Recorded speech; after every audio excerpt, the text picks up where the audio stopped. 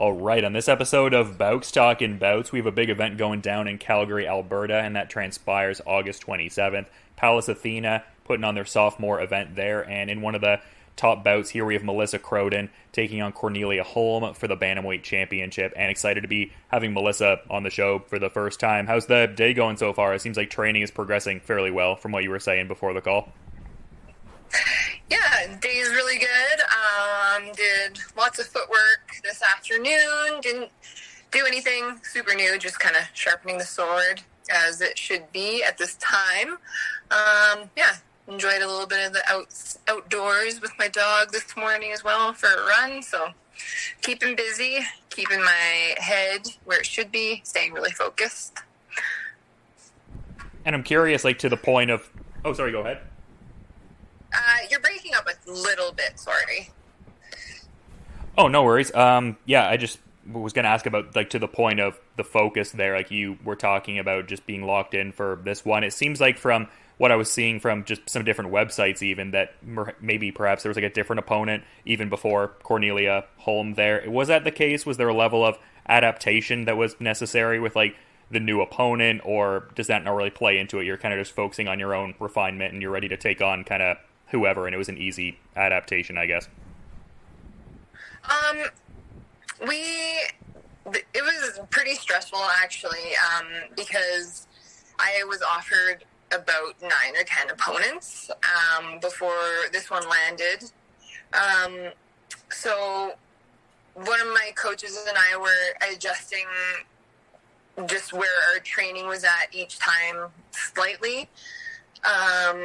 So we have a lot of different game plans, basically. I've been trying mostly to focus on, myself, keep stress levels down, and do what I can do to get the performance I want, basically.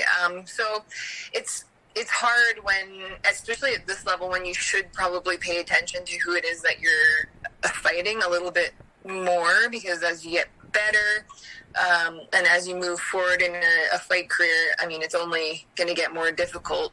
So you want to narrow down your skills and maybe, move your focus depending on the strengths of the opponent. So I feel like we've covered a lot of ground because of that reason.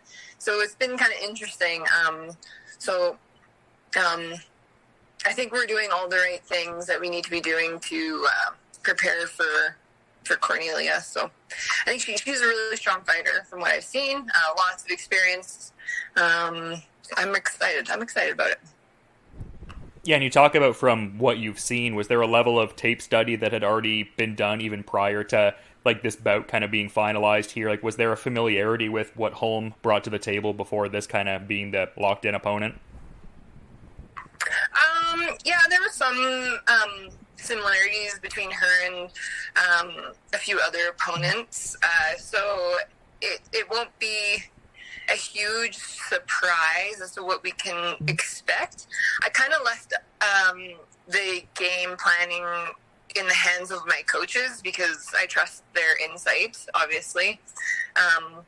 So I didn't focus too much on breaking down tape or anything like that because it was changing so much. I really didn't have the mental capacity to do so. So I was just trying to focus on my sparring, how I felt in sparring, how I was moving in sparring, and really trying to focus on keeping my energy levels up because it was a longer camp. So I think it's smarter for a fighter to focus on themselves and allow their coaches to do that sort of work for them. So yeah, that's kind of what I did for the most part this time around. Yeah, fair enough. I can understand that game planning methodology and all, but I was seeing you did an interview on the All-Star and you talk about the coaches being more in that game planning kind of spot. It seems like moving gyms has been something that's happened relatively recently. How has that whole process been there? Oh, I just ignore those things because the second you pay attention to outside stressors, it's just too much. Fighting is so consuming on a good day that you really have to learn to put things under the rug for now. If you have certain things going on in your personal life, whatever, Like, it's really a practice to try and understand how to prioritize where your energy goes.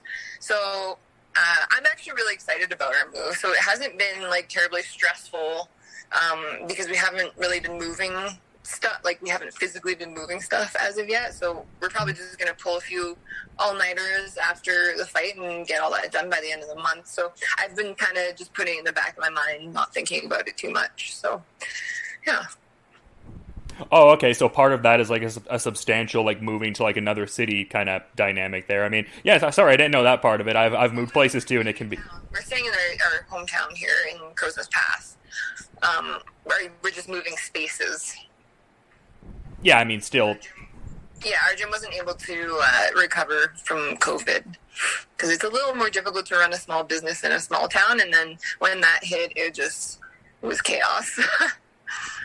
Oh yeah, well, that's brutal to hear that was the case. I mean, an unfortunate, situation with the, pandemic there and stuff like that. And yeah, I mean, we can definitely talk about things other than moving. I've done that in the past before, and definitely a stressful kind of thing. Definitely can take up a lot of the thoughts there for sure. But just in terms of like the last fight there, just briefly touching on a couple components with that, like, was it a different kind of feeling in a sense, just coming off of like what had been the first loss of the professional career? I mean, albeit a split decision and everything like that. Like, was there a different kind of feeling getting the victory in the last one, maybe? Yeah, it was a bit of a feeling of redeeming myself as the fighter that I know I am and the fighter that I know I can be and who I want to be as well. So it gave me a little bit more of that sense of, oh, I haven't lost, my identity as a fighter just because I lost a fight. You can't make the result who you are because then you can't fight with a free heart, is what my coach Dan always says that before we are heading to a fight. He always tells me he doesn't care if I win or lose. He doesn't care about the result. He cares if I fought with a free heart, and that's really what it's about ultimately at the end of the day. And the win is just the cherry on top. I mean, obviously, I want to win. I love winning. It is the best feeling in the world. But you have to learn how to take your failures for what they are, if they do happen, and sometimes they can make you better. So I'm trying to take that experience and use it to make myself a better fighter, wiser human being, all the things that come with the hard parts of life, which would be failing, because you can't always perform perfectly, right? Like, that's just how life is. And another thing my coaches say, they have a lot of quotable things they say. He always says, how high do you want to fail, right? Like, if you want to push boundaries, you have to be willing to fail certain things and risk certain things in order to get the reward, because that's what separates a champion from not a champion. How high can you fail? Let's see. Yeah, I love that, and I love the way you're just talking about it almost as like a microcosm of your life on a broader kind of level. And just, I guess, within that context, like, you talk about like risking certain things, and like, failure is just a part of the whole process of trying. Like, I noticed you got your brown belt in jiu-jitsu like a little bit ago, like I guess a few weeks as of now. Like, how important was that moment just with the journey of just, I mean, so many learning moments, so many things that have to be overcome on that road? Like, what was that moment like? I imagine that was huge. I have a weird relationship with jiu-jitsu. I was surprised. I never thought I would ever get to the level of brown belt. I still don't feel, even at blue belt, purple belt, I never felt like I ever deserved to be promoted. I mean, again, I have to trust my coach's opinions because they see that I am at those levels, even though I disagree sometimes. I'm starting to accept that I'm always going to feel that way about everything, specifically with jiu-jitsu. Like, I'm never going to be good enough. Like, it never feels good enough because I want to always do better. So maybe it's a good place to be as an athlete, because then you will put in the time to be better, if that makes any sense. But getting the brown belt was I knew that it was coming, but I also was surprised at the same time because it's this weird it's almost like a responsibility that gets put on you, because now it's like you are expected to have a level of understanding of the grappling game, and then so I don't know, responsibility is hard that way because there's an expectation there and you feel like you have to meet that expectation constantly. So it's kind of heavy in a weird way, actually, now that I'm, reminiscing about it. But I'm excited. I'm glad that my coaches see that in me. And, I'm excited to see where that, maybe I'll get my black belt one day. That would be cool. But again, it's a piece of fabric, right? Like, MMA is a totally different game than jiu-jitsu, different rule set. Your just straight jiu-jitsu doesn't always work in every situation, so you kind of have to learn how to adapt. I think jiu-jitsu is a beautiful sport in and of itself, and it's adapting so quickly as well. I'm excited. I think after this, I'm going to explore more just strict jiu-jitsu, just to play a little bit, see where that takes me, see what levels I can get to with that. Yeah, and you talk about working along different fighters and stuff like that. I even saw a picture of you with Chad and Helliger a little bit ago. It seems like Champions Creed is a place you occupy a fair bit. Who are kind of the main, I guess, sparring partners, people you're working with there? I know Coach Brian Bird is doing some good stuff out of there, and just a good gym in the area and everything. Who are you mainly getting in that regular work with, I suppose? So I've been doing my sparring for this camp at Champions Creed. They've been really good, actually. They have a lot of bodies to work with, lots of different levels. I've gotten quite a bit of rounds with Chad this time around. He's actually a perfect sparring partner. He has puts good pressure on me. Obviously, he's a high-level striker. So it's really, we have a lot of fun sparring together. They have this one younger kid, PJ, who's really good too. I think he has more of I'm guessing more of a Muay Thai background, and he's making his MMA debut soon as well. So he and I had a few really good wars. Stand up. We obviously had to push ourselves to wrestle each other a little bit more because you just want to strike. So it was a good time. But yeah, and not too many girls there, but a few. No professional females there, but some really, really strong amateur females that I got to work with as well. So been putting some hard work. They do a lot of rounds of sparring, so it was good conditioning. They do 10 5-minute rounds every Sunday. So they work really, really hard. And they pushed me really hard, and yeah, I'm super grateful I got to experience that. Yeah, for sure. And I mean, I'm kind of curious because leading into your first fight under the, Palace Athena kind of banner there, I was checking out an interview you had done where you were saying I don't really generally have to grapple in my fights, in the context of liking to kind of dictate the pace and keeping the fight where you want it to go. And I mean, you were just talking about the sense of I'll never feel like I'm, the best I can be in jiu-jitsu. Is there even a certain micro sense of gratification with the last finish being a rear naked choke? Is there a certain level of satisfaction, all the work manifesting into a certain outcome at all? Yeah, of course there is. I was really happy that I got my first submission. One of my main grappling training partners, Fatima El Tassi, she's from 101 Academy. She was at my last fight, and the first thing I said to her when I saw her after, I was like, "I grappled. Did you see that?" And she was like, "I'm so proud of you." She just got her black belt in jiu-jitsu, so she's a legit grappler.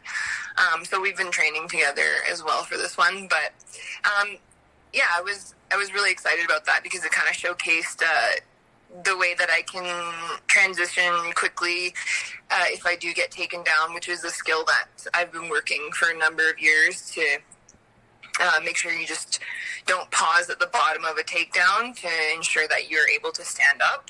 And then I ended up, because I was going to work, in the moment, I was kind of thinking, oh, it's going to be ground and pound finish. I'm going to go for that. And then my hand kind of slipped around her neck, and I just jumped on the back. It was like, oh, well, there's my opportunity. It just kind of came about, and it was just nice that it happened in more of a catch way rather than like hunting a submission, which is more my style anyways. So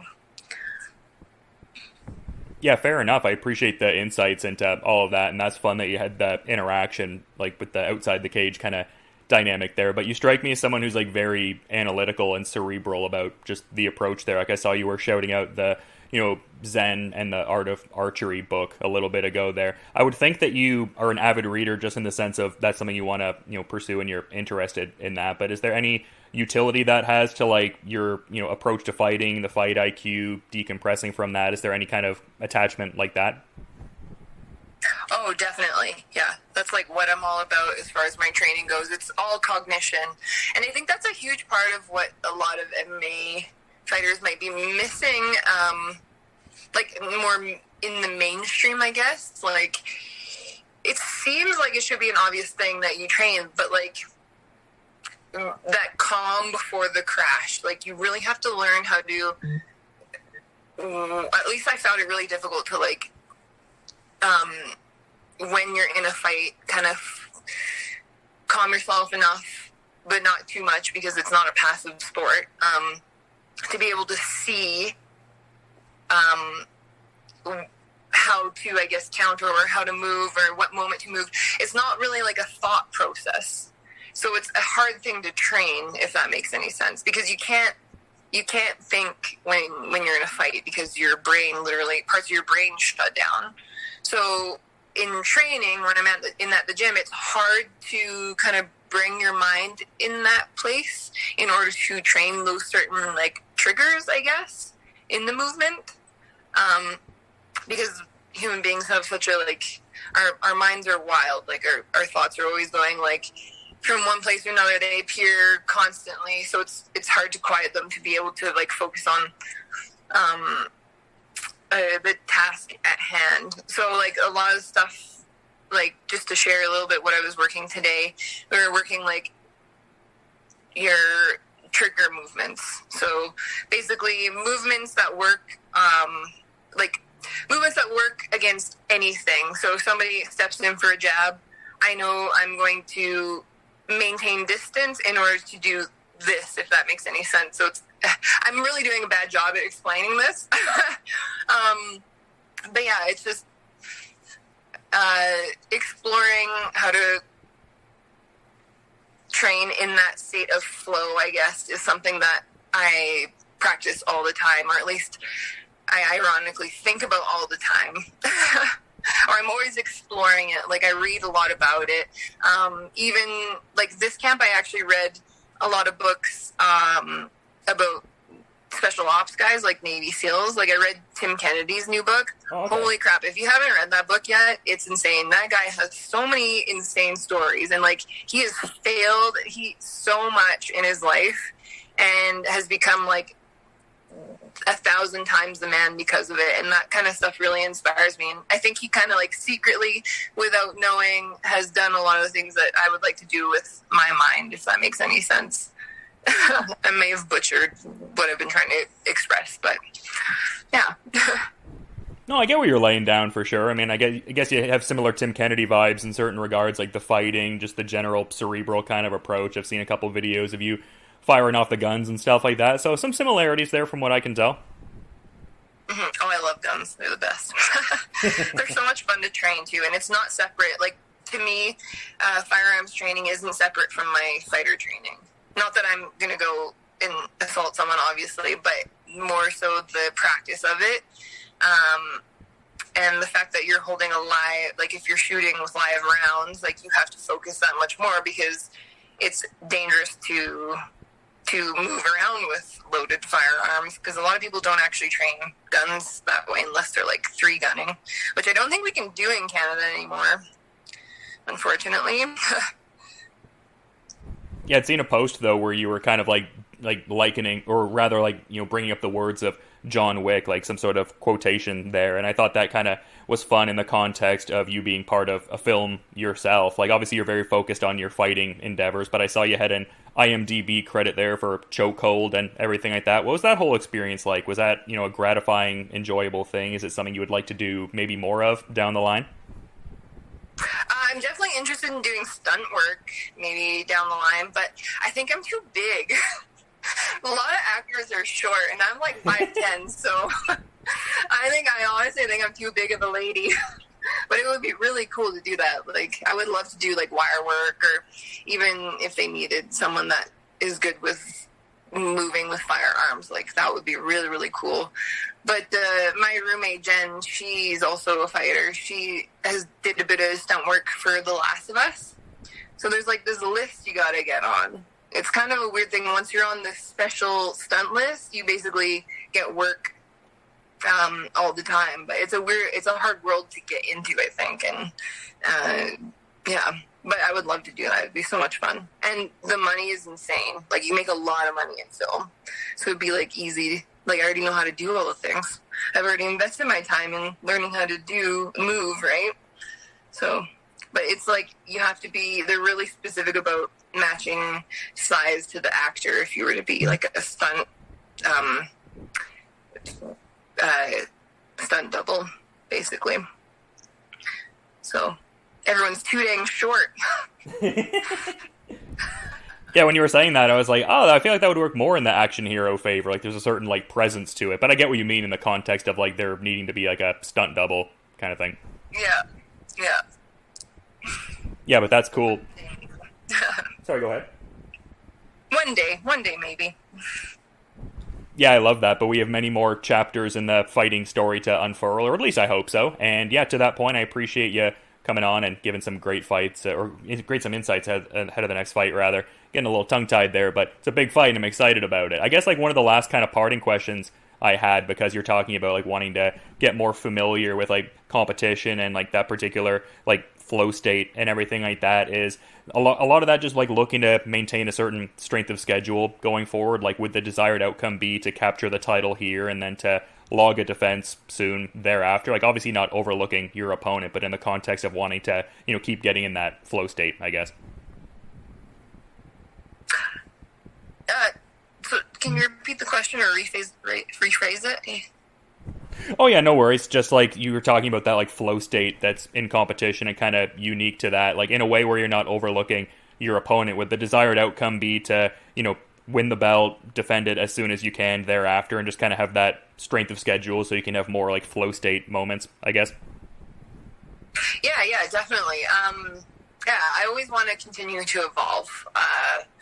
If I'm not evolving, then that will be the day that might be done. But I think I'm only just getting started. I know that's such a cliche for people to say, but I think I have a lot of things to show still. I haven't had a whole lot of ring time because I've finished a lot of my fights earlier in the rounds.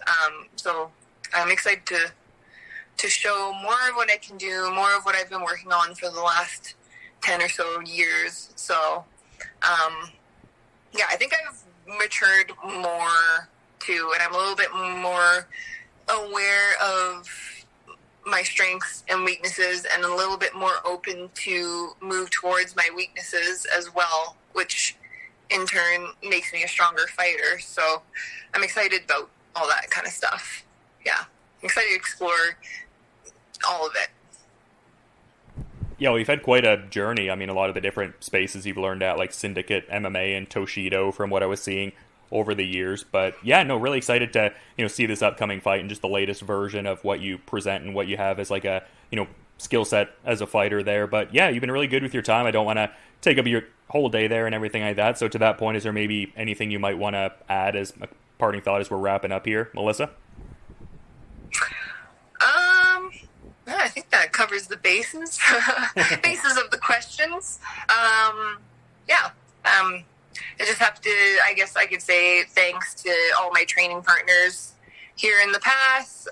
Although we're a small team, we have a few that show up, and it means the world to me when people show up to help me out. My coach, Dan Miller, he's been coaching me since day one. He literally has given me so much of his time, so much of his insight to a point where I feel exhausted for him some days. So basically I owe my career to that man. And then Ken McKenzie I call him my gym dad. I am really grateful for him. He kind of helped me out a lot, was here for me quite a bit for my camp, is also extremely invested in me as an athlete, and I'm taking him along on this crazy adventure as well. So, yeah, just to wrap that up, I'm just really thankful for those people in my life. Yeah, that's a great place to be in Calgary, Alberta. Going to be a great place to be on August 27th when Pallas Athena puts on their second event. And yeah, looking forward to seeing the title fight with Cornelia Holm. And also, moreover, appreciate you making some time and giving some insights ahead of this one. And just, yeah, you enjoy the rest of your day, and looking forward to checking out the fight when it goes down. Alrighty, thank you so much. All right, on this episode of Bowks Talking Bouts, excited to be talking to an individual who's set to fight for a bantamweight championship on August the 27th. That goes down at Pallas Athena's second event, and that's in Calgary, Alberta. We have Melissa Croden and Cornelia Holm getting out there and vying for that 135-pound belt, and happy to be welcoming Cornelia onto the show today. How's your day going so far? Getting in some good training today? Yeah, for sure. I just came home from sparring, just eat a little bit, so yeah, just came home from the last sparring before the fight, and I feel great. Yeah, well, that's awesome to hear. I would think you would be feeling pretty great, because I saw you had that post a couple weeks ago where you were saying, oh, me patiently waiting for my next fight. So, like, when did this offer come your way? Yeah, exactly. So I had a fight just 4 weeks ago, and I felt super good, like really good right after. I started training the day after the fight, and so I was prepared. Like, I wanted a fight pretty soon. And then I think I got this offer, maybe it's like 2 weeks ago or something like that, when we just started talking about it with Pallas Athena and all of that. Then it took some time. I don't remember when I got the contract, maybe last weekend or something like that, I think. Yeah, it would make sense you would want to stay active and everything like that, especially if you were feeling good about the last performance. Is part of that, though, also wanting to stay active because you've been out of the picture for about a year prior to that? Like, obviously injuries and some factors played into that, but is that also playing a role in wanting to keep more active? Yeah, I think so. Maybe that I, lost some time. But also just because this is what I want to do. And this is what I've been doing for a long time now. So it's now or never. It's just, full speed ahead, all of that. Yeah, and when did that begin for you? Like, you talk about dedicating a lot of your time to this. Like, when was the moment you, I guess, first took in martial arts and you were like, oh, this is something I want to, get involved in. It seems cool. Yeah. So I went professional 2017, and then the year before that, 2016, I went as an amateur to the Worlds and the Europeans and all of that. And I think already as an amateur, I really dedicated my time and everything, made sacrifices. I quit work. I also put my studies on hold as an amateur to just be able to put in the time and effort. So it's been some time now, maybe 6 years or something like that, I think. Yeah, and how important was that amateur kind of learning curve and stuff like that? Because, you're saying, very, experienced on the IMAF circuit there and capturing, amateur accolades all throughout there and facing some really talented individuals all throughout. How important was that amateur learning curve before turning pro? Because it seems like there's more emphasis on the amateur experience in the last number of years for MMA fighters. Yeah, exactly. The amateur scene is growing all the time. And yeah, for me, I feel like it's very important. Because when I went pro, I already had the experience. I had 15 amateur fights. I had some really tough fights as an amateur as well. So you have that experience with you. So you walk into the pro scene with bigger confidence, I guess. Yeah, and also because I come from wrestling, so I didn't really have any striking background or striking fights. So that's also like, this is pretty good when you turn pro to have some, fights where you get punched in the face, etc. Yeah, that's fair, just to get acclimated to it and just, familiarize yourself with the fact that's going to be part of the new competition now, people throwing punches at you and all. Yeah, exactly. But just in terms of like what, Palace Athena has been doing, like you talk about the offer, coming about just a little bit ago there, like were you like kind of aware of what they're doing as far as like, trying to be like an Invicta FC of the North kind of thing almost? Like, I mean, the good production value and it really putting the emphasis on women's mixed martial arts. Like, had you heard about Palace Athena prior? I hadn't really, actually, to be honest, heard about them. I've been more focused on the European organizations. It seems I've been as a pro, I've only been competing in Europe, more or less. So I didn't really know about them. But now I do, and it sounds great. It sounds like a really good thing, and it's needed. Like, there's so many talented girls now that fight more and more all the time. So, yeah. Yeah. Happy to hear about them, and even more happy to be able to fight for them. It's amazing.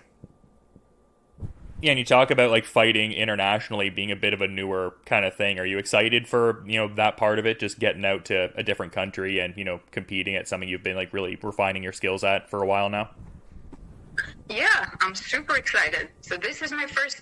I've been to Las Vegas as an amateur 2 times, so I've been over the sea. But as a professional, I've never competed in the U.S. or Canada, so it's a big step, right? I think it's I'm very, very excited. Yeah, does the championship hold particular importance, and as far as like it indicating like a leveling up in the career, like a professional landmark as far as like capturing the first kind of belt? Are you looking at like that part of it, or that it's like a main event, or like maybe not focusing on those parts as much? Of course it is like a big thing, but I'm not focusing on it too much. But definitely it gets you going even more. Like, it's the main event. I've never been the main event. I've never fought for a title. So I mean, it's huge. It's definitely gets me excited. So. Oh yeah, for sure. That would make a great deal of sense. You talked about this being like the last kind of sparring go around though. Were you getting in work at GBG? That kind of seems like the space that you mostly get in work at. Were you working at that space? Yeah, definitely. GBG Mac in Gothenburg, Sweden. It's the place to be. Yeah, it seems like you're getting good work with Penny Kianzad. I mean, at least that's what I see on the Instagram there. It seems like you guys have a good, tight kind of dynamic. Is that like the main sparring partner? Do you have like a couple sparring partners you work with? Yeah, Penny's been like a close friend and also my best sparring partner for many years now. Right now, she's actually in Las Vegas. She was supposed to do my last camp with me. We were supposed to do it together, but she got injured the first training session. So she's been in Las Vegas now for 6 or 7 weeks, I think, for rehab. So this camp, no. I didn't get the pleasure to spar with her, but otherwise, yes. Well, hopefully she gets better, and, fair enough on that end. Like, who were you mostly working with, though, in lieu of her being hurt? Like this? I mean, leading up to this fight, I haven't had that long of a camp. It's been like 1 or 2 weeks. But my last camp, I went and sparred with, there's a lot of good girls in Örebro, also been to Malmö. And then we have, at my gym, we have 2 really talented amateur girls, Nina and Hanna. They are really amazing. So I sparred with them this week, and yeah, it's good. Yeah, that sounds awesome. And I'm kind of curious about the nickname here being Connie Future. Like, what was the backstory on that? Yeah, it's not that big of a story really. Like it's a because I think it's kind of hard to explain because Connie in Sweden it's a guy's name, and it's kind of like I don't know how to explain it. The name in itself, it sounds like I don't maybe hillbilly would be the right term. I'm not sure. And then like when you put it together with future, it was actually a boss I had a couple years ago that came up with the name, and I liked it. It sounds like a SoundCloud rapper or something like that, but funny. So it's not like a serious nickname. It's. But now I like it. Now it's I've been Connie Future for a while now, so it feels good. So funny you say that. That was like the exact impression I got. Like it kind of sounds like a SoundCloud rapper. So that's funny that you were kind of on a similar wavelength. Yeah, I'm glad you got that. But something I was also noticing and doing the backgrounding on you and everything, it seems like Danny Rubenstein and his outfit there have been representing you for a little bit now. Can you speak to that relationship? Like how has that management dynamic been with Ruby SE? It's been good. I don't remember how many. Maybe it's like the third year now or something like that. My last couple fights I've been doing in Octagon. So me and Danny, we don't have to talk too much, but it's a good relationship. I'm not sure what to say, but yeah, he has given me a lot of good opportunities, and this one is maybe my favorite.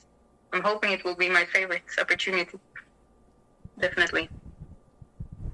Yeah, well, that's good to hear. And just speaking to this specific opportunity, just getting ready to face Melissa Croden. Like, I mean, we've talked about this being like a short notice kind of turnaround. Had you gotten to check out any of her previous fights? Like, get a sense of like what her, I guess, main like stylistic leanings are, or are you just kind of focusing on what you bring to the table and then kind of adapt once the fight kind of gets going more so? No, we have a pretty good sense of her style and what she brings to the table. Usually I don't watch the fights that much. I leave that to my coaches. But yeah, we watched her. And she's good. I believe she's tougher than her record says. Like she hasn't got that much experience, but yeah, it will be a very, very good fight, I'm sure. Yeah, I think so as well. And something I was noticing on the Instagram, I thought this was kind of cool. It seemed like you have like an outdoor sort of workout set. It kind of giving off the Yuri Prohaska vibes a little bit, like lifting the stumps and stuff like that. Like, how important is that? Like, just being in nature with the exercising there, I think that would be an enjoyable aspect of it. Yeah, I love the nature. Like, I'm born and raised like on the countryside with animals and just forest as far as you can see. So I love that part. I love outrunning, doing stuff outside. I don't do it that much though. I would want to do it more, but I feel like a lot of like the cardio sessions and strength sessions I do is more efficient in the gym. But yeah, I love it. And I'm really looking forward to going to Calgary, because when I Googled Calgary, like the third and fourth image you get is of this beautiful lake up in a mountain or something like that. So I guess you have some good nature there. Oh yeah, it's a stunning area. I quite enjoy going to Calgary. I mean, I live more in like Ontario, like a different province, but definitely been to Calgary a number of times. And yeah, it's definitely a breathtaking sort of spot. Are you going to be able to work in a little bit of that outside of the fight itself? I mean, obviously a business trip, but are you looking to get out and see some of the sights in Calgary there? Yeah, we were thinking about it. We haven't looked into it that much, but we will arrive on Sunday night, I think, to Calgary. So we have at least 3 days until it's, business weigh-ins on Thursday and all of that. So maybe early in the week, Monday or Tuesday, we get to look around a little bit. I hope so.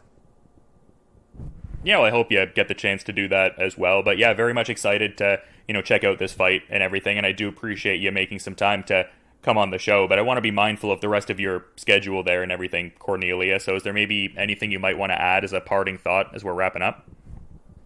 I don't think so. Nothing that comes to mind. I'm just really looking forward to going there. And, yeah. Yeah, looking forward to checking out the fight, and I think it'll be a really good event there. And yeah, Palace Athena, WFC 2 going in Calgary, and that goes down on August 27th there. And yeah, excited to see the bantamweight title fight there with Melissa Croden. And again, to reiterate, appreciate you coming on the show. You have a good rest of your day there. Thank you. You too.